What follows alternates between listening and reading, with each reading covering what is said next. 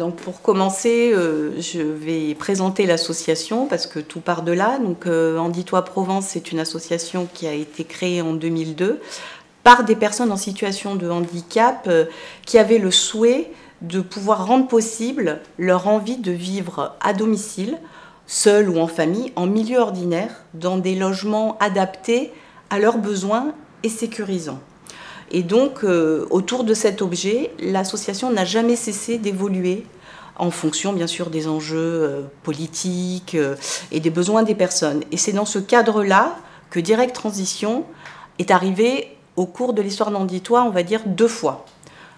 Au début des années 2000 et à mon arrivée quand j'ai pris mon poste de direction en 2021 pour accompagner un nouveau changement, des nouveaux services dans des évolutions stratégiques. On va dire qu'il y a eu un départ d'une directrice un peu anticipé, c'était pas préparé, et en même temps, autour des différents services, puisque l'association a évolué depuis 2002, il y avait des enjeux d'évolution cruciaux, et ce départ anticipé a fait que mon arrivée, je suis arrivée dans le bain directement et il y avait beaucoup de choses à remettre en place et j'ai trouvé, c'est moi qui ai proposé ça à mon président d'association, une réorganisation. Et on a fait appel à Direct Transition pour accompagner cette réorganisation. Puisqu'on avait déjà fait appel auparavant, je crois que c'était 5 ou 10 ans auparavant, une mission qui s'était déjà très bien passée. Voilà cette expertise de manager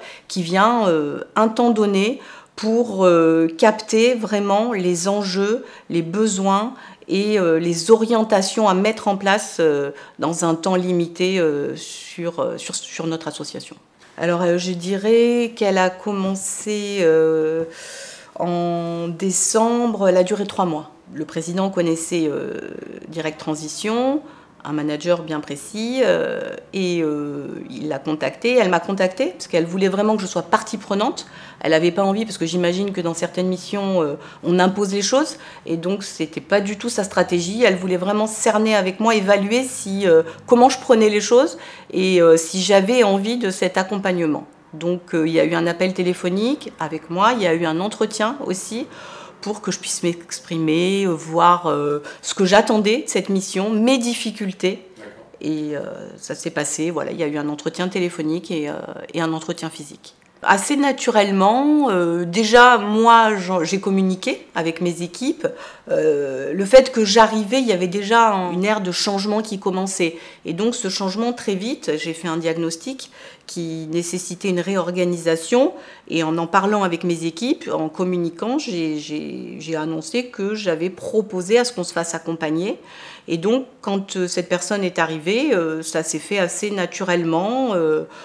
Et puis du fait d'avoir déjà des anciens salariés qui la connaissaient, en même temps, ça a facilité le lien et ça s'est fait vraiment naturellement.